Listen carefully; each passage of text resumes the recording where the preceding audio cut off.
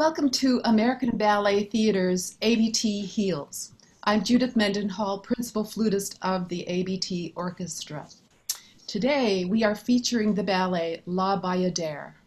It's a classic 19th century ballet choreographed by Marius Petipa, and the music was written by Ludwig Minkus. La Bayadere was staged for ABT in 1980 by Natalia Makarova, and this year marks the 40th anniversary. In a moment, we're going to take you behind the scenes of our Bayadere production. We'll show you a small glimpse into how the musicians of the orchestra and the dancers put a ballet together. La Bayadere is set in royal India of the past, and the sets and costumes are exotic. It's a story of eternal love, mystery, fate, revenge, and justice. It's the story of the temple dancer Nikia, who falls in love with Solar, a prince. But their love is doomed. Solar's jealous fiancé arranges for Nikia to be bitten by a poisonous snake, and Nikia dies. In the second act, Prince Solar falls asleep, and he enters a dream world where he sees 32 spirits, or shades as they are called. He's entranced by their dancing. Eventually, Nikia enters and they dance together. This very famous scene from La Bayadere is called the Kingdom of Shades. The scene is about eternal love, where time is suspended. So just how do you create that feeling on stage of time standing still? Well, if you are the composer Minkus, you write the slowest possible music that you can ever imagine. My opening melody of this piece goes like this.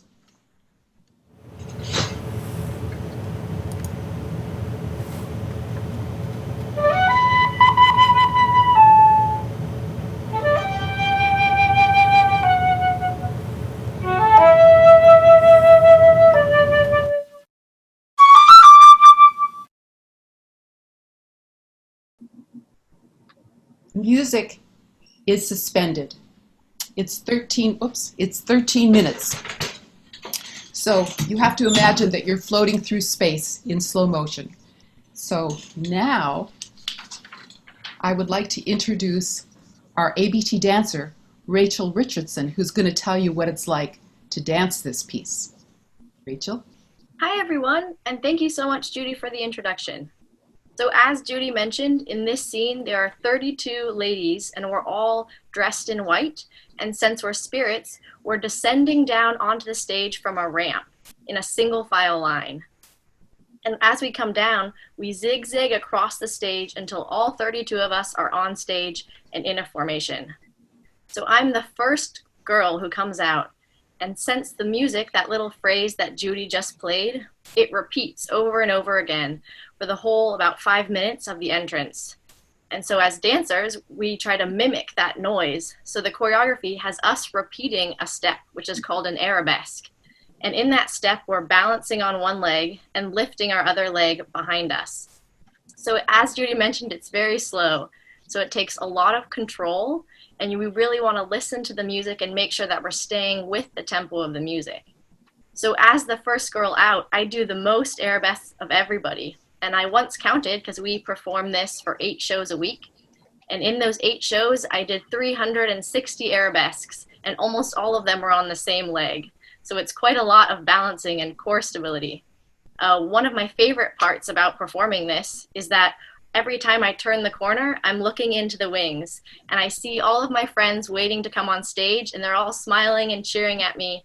So I really feel totally supported. There's really an amazing sense of community on stage while we do this, and we focus a lot on breathing together as one.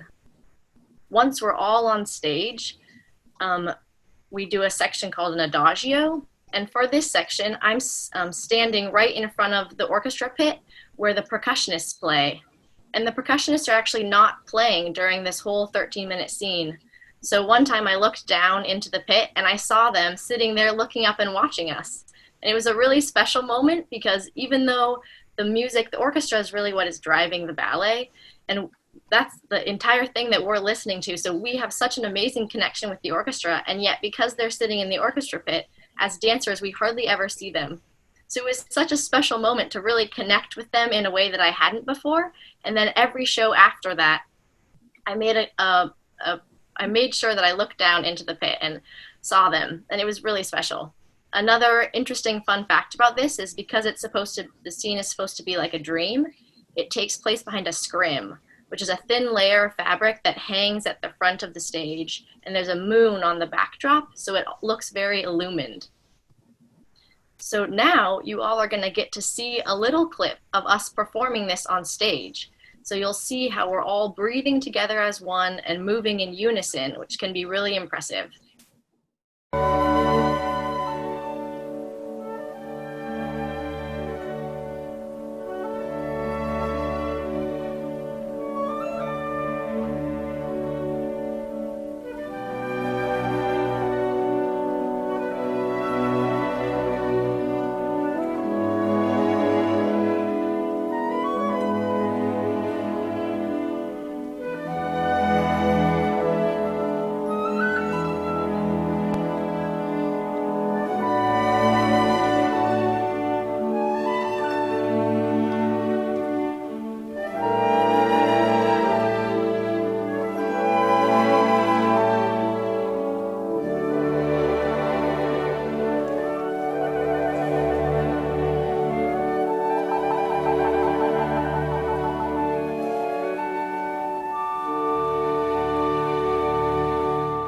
Was really, really cool to watch. Our viewers got to see that wonderful clip. Thank you for sharing that with us.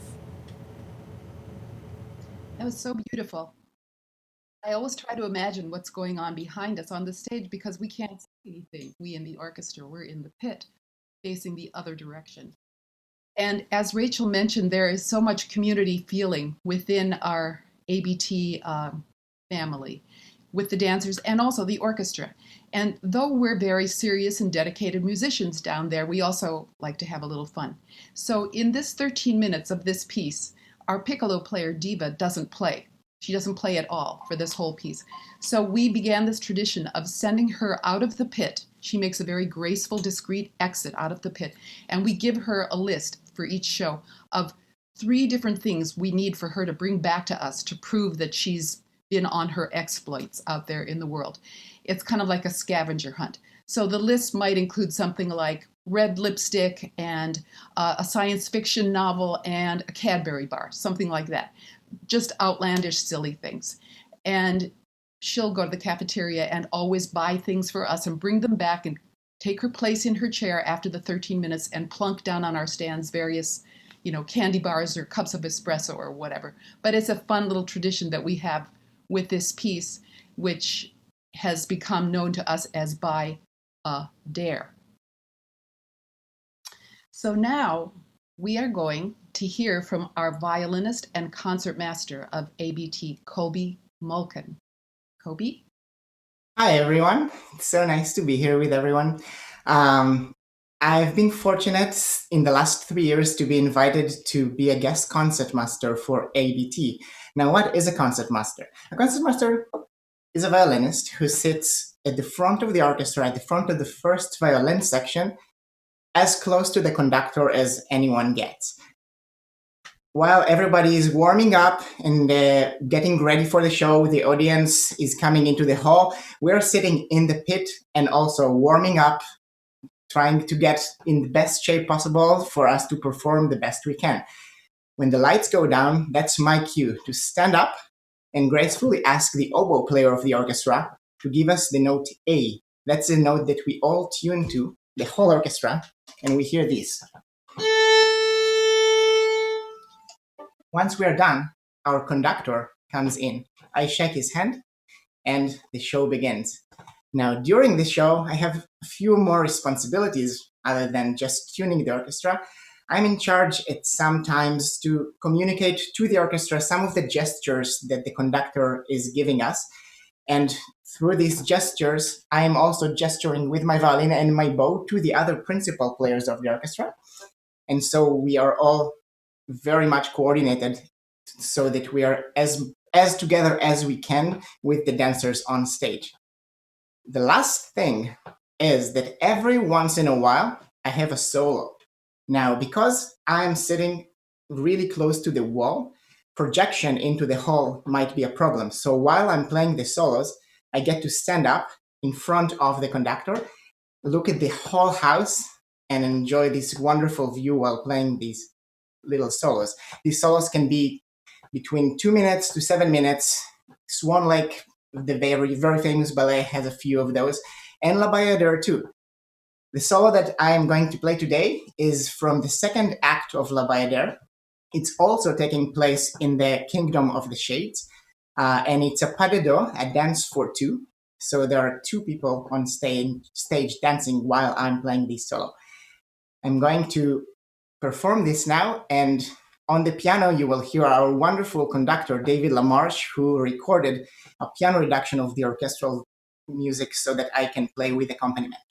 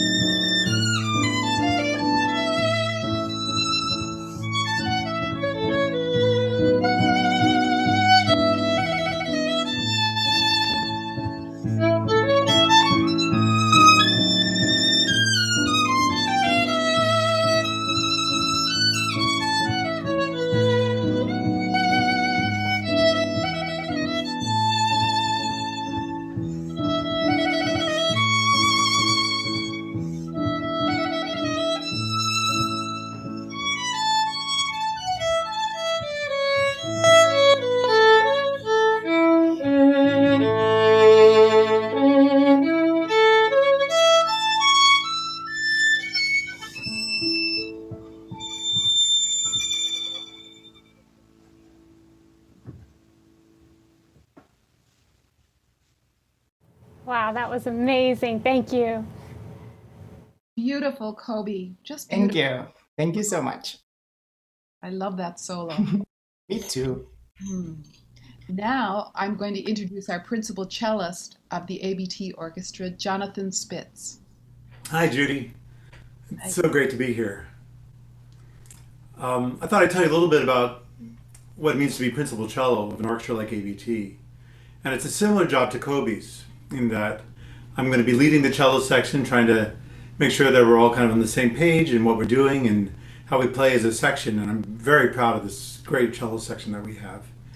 And on the other side of the job is that ballet composers love the cello and love to write beautiful, melodious, soaring cello solos. Also, the Tchaikovsky ballets have them, and La Bayadere has this beautiful solo. And one of the great privileges of this job, I've been principal cello of ABT since the year 2000. So all of these famous solos I've gotten to play many, many, many times. At one point, I kept track of how many times I played the Swan Lake solo, and it was over 80 times. Wow. And when you play, when you play a great solo, I mean, Judy and Kobe, you've experienced it. When you play one of these great, famous solos in a space like the Metropolitan Opera House, there's just nothing like it. It's so thrilling, and it's this huge space, but you feel at the same time that your sound is projecting into it, and and you get a little bit of reverberation, so you get this really good feeling that every musician would lives for. The other side of it is that the quality of the orchestra is so phenomenal. I sit usually in the pit. I sit about 2 feet from Judy's flute, and hearing this incredible flute playing every night of the ballet, and hearing great violinists like Kobe. I mean, it's indescribable what that means. And the sad part of it is that my back is turned to the stage, so I know we're there to support these wonderful dancers, but we don't get to experience that directly. We have a go-between of the conductor who keeps us all on track. Well, may I say that I love the feeling of sitting behind the cello section. You give such an anchoring presence to the whole orchestra. For me, I love that because I'm a high sound. I'm a high-pitched sound, so I love the low-pitched anchoring quality that you bring to it. And I'm also fascinated with the partnership that the concertmaster and principal cellist must have between each other to anchor the whole orchestra. That's right. It's really fun. I think Kobe and I are of a very similar mind, and really we want to. We play these ballets 8 times in a week, and we don't want to do it exactly the same way every night. We do have 3 conductors who bring something different, and we also there's a certain healthy feeling of kind of impulsivity that a musician has in performance, and we try to keep it alive that way. So tell us about what you're going to play. So this is a solo from La Bayadere that happens in the 3rd act. And I spend the first 2 acts just waiting for this moment because it's such beautiful cello writing and the experience I described. What I think the marking on it is andante lamentoso, lamenting. It's a sad solo. It's in D minor. And, like so much beautiful sad music, somehow you hear it, and even though it's sad, it also somehow makes you feel better. And in that way, I think it's very, music is very important in these times, and this is a beautiful thing to get to play for you today, right now. So I also have a beautiful backing track recorded by David LaMarche, and if all of the technology works, you'll hear David's accompaniment and my solo from La Bayadere.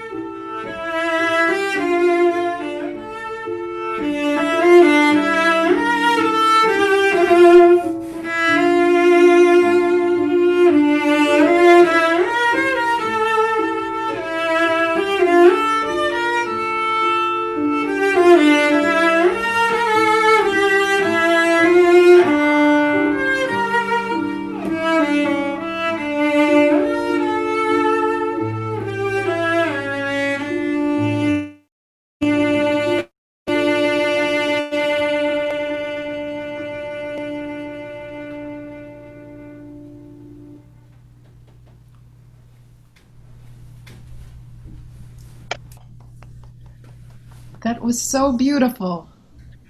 Oh, Thank you. Real pleasure to play it for you all. I think we all musicians have a secret wish that we could play another instrument. Right now, I wish I played the cello. Yeah. Beautiful. Well, I want to thank you all of our artists today for being here. Rachel Richardson, dancer. Give a wave, perhaps. Thank you all. Violinist Kobe Mulkin. Hi, and thank you all for being here and listening to us. Cellist Jonathan Spitz. Thank you so much.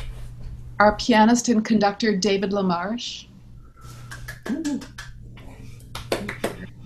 And I really want to thank so much all of the doctors and the nurses and the caregivers and the staff and the parents and the patients. It means a great deal to us to be with you today and bring what we do in our world to you, to Mount Sinai today. So thank you so much.